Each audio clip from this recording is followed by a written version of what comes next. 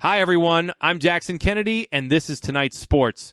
It's Saturday, and we're smack dab in the middle of the weekend. A super busy one at that. For us sports aficionados, that means cases of beer and tons of munchies to gorge ourselves on while we watch our favorite teams. And as it's the middle of a scorching hot July, that means baseball. We've got loads of it for you. Just loads of it. Add a sprinkle of hoops and tennis to the mix, and that's a full day of activity for me. Probably for you too, right? But hey, time's a-wasting, so let's get to it. Our coverage starts with the Cubs and Yankees in Game 2 of their weekend series. Chicago leads the NL Central, while the Bronx Bombers trail Toronto in the American League East. Last night it was the New Yorkers getting the upper hand, but today it was the Cubbies rebounding with a 5-2 win. Matthew Boyd tossed 8 scoreless innings, striking out 6 while surrendering just 4 hits to up his record on the year to 10-3. Milwaukee, just a game back of the Teddy Bears, kept pace with their 6th straight win, rallying with 3 in the 9th to send the Nationals to a 6-5 defeat. As for the Yankees, that loss to Chicago keeps them 2 back of red-hot Toronto, who fell to the Athletics 4-3.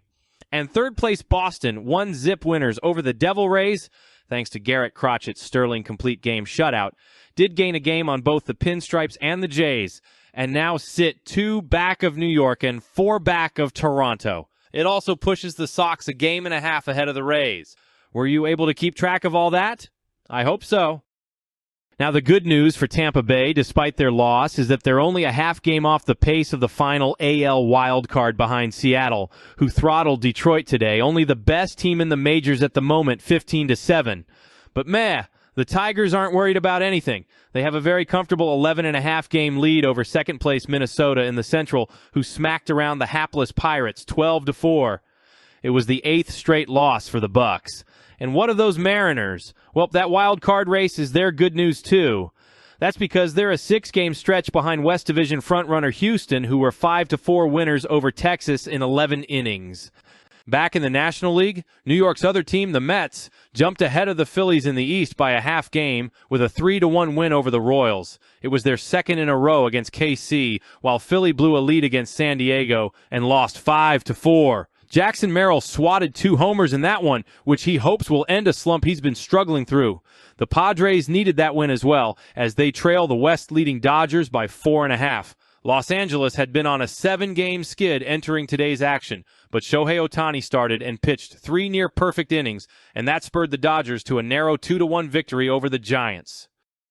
Moving on to the WNBA now, there were but 2 games on the docket this evening.